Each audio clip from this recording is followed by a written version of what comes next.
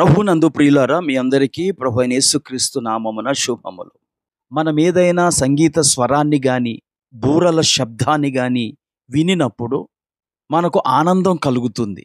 అంతేగాని మన శరీరంలో ఏ మార్పులు చోటు చేసుకోవు.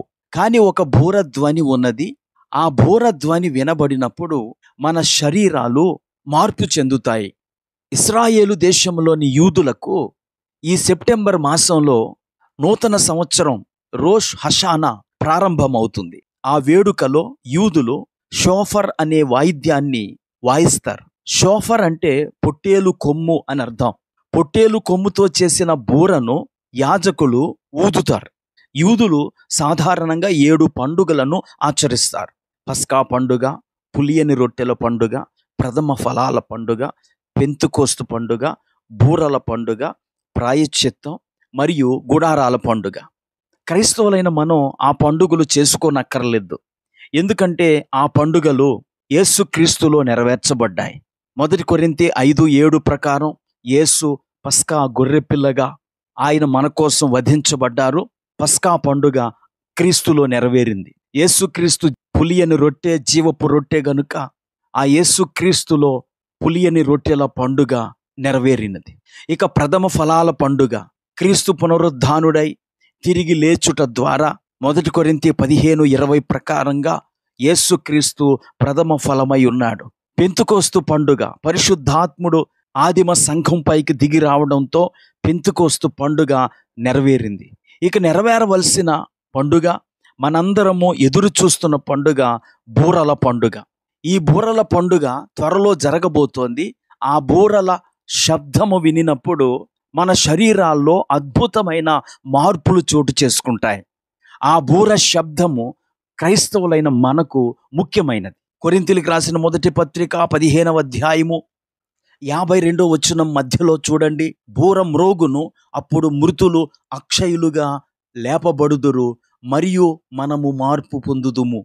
ప్రధాన దూత బూర ఊదినప్పుడు లేక కడబూర శబ్దము వినబడినప్పుడు 2 అద్భుతాలు చోటు చేసుకుంటాయి.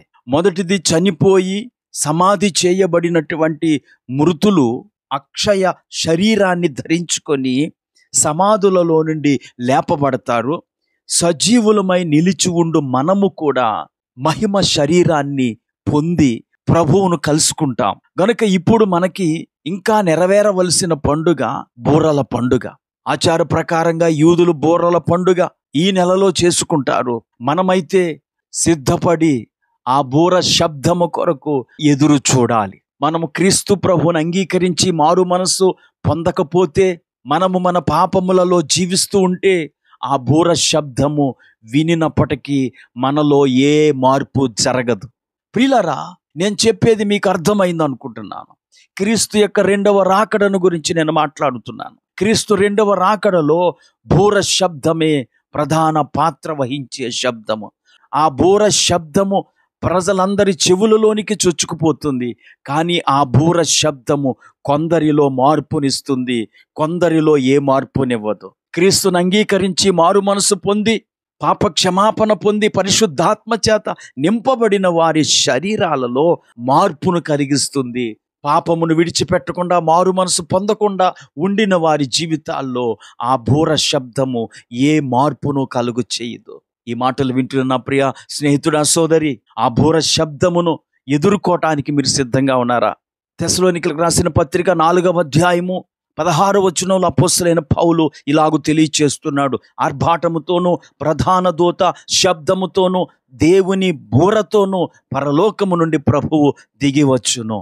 క్రీస్తునందుండి మృతులైన వారు మొదట లేతురు, ఆ మీదట సజీవులమై నిలిచి ఉండు మనము వారితో కూడా ఏకముగా ప్రభువును ఎదుర్కొనుటకు ఆకాశ మండలమునకు మేఘముల మీద కొనిపోబడుదుము. దేవునికి స్తోత్రం, హల్లెలూయా. ఆ బూర ధ్వని ఆకాశములో వినిపించుచుండగా మన శరీరాలు మార్పు చెంది మహిమ శరీరాలై ప్రభువును ఎదుర్కొనే గడియ కొరకు ఆశతో ఎదురు చూద్దాం. ప్రార్థన చేసుకుందాం. కృపా కనికరము కలిగిన మా తండ్రి, నీకు వందనాలు. బూర శబ్దము కొరకు సంఘము ఎదురు చూచుచున్నది. మేము కూడా బూర శబ్దము విని మార్పు చెంది నిన్ను ఎదుర్కొనే కృపను మాకు అనుగ్రహించమని యేసుక్రీస్తు నామమున ప్రార్థించి వేడుకుంటున్నాము. ఆమేన్.